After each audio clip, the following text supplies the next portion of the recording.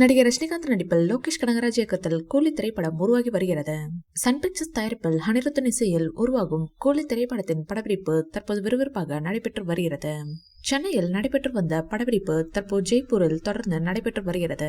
இப்படப்பிடிப்பில் கலந்து கொள்ள ரஜினி சார் சில நாட்களுக்கு முன்பு ஜெய்ப்பூருக்கு புறப்பட்டார். ரஜினி சார் தனது 73வது பிறந்த நாளை முன்னிட்டு சிக்கிட்டு வை பாடல் வெளியானது. அந்த பாடலில் தலைவரின் ஆட்டம் வேற லெவலில் இருந்தது.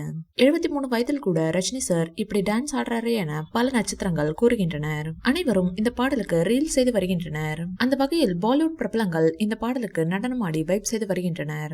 இந்நிலையில் இந்திய அளவில் டாப் ட்ரெண்டிங்கில் இடம் பிடித்தது.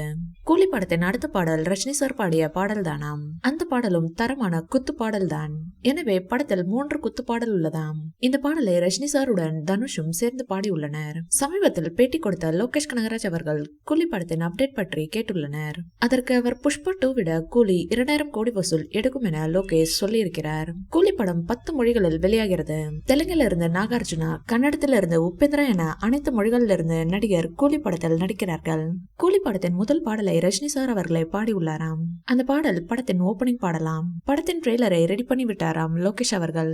அதனை ரஜினி சாருக்கு போட்டு காட்டி உள்ளார். ட்ரெய்லரை பார்த்து லோகேஷ் கனகராஜை கட்டி அணைத்துள்ளார் ரஜினி சார். இந்த படத்தின் ஷூட்டிங் அடுத்தடுத்து சென்னை, ஹைதராபாத், விசாகப்பட்டினம் ஆகிய இடங்களில் நடத்தி முடிக்கப்பட்டுள்ளது. இந்த படத்தின் அப்டேட்டும் ரஜினிகாந்த் சார் பிறந்த நாளில் வெளியாக உள்ளதாக அறிவிக்கப்பட்டுள்ளது.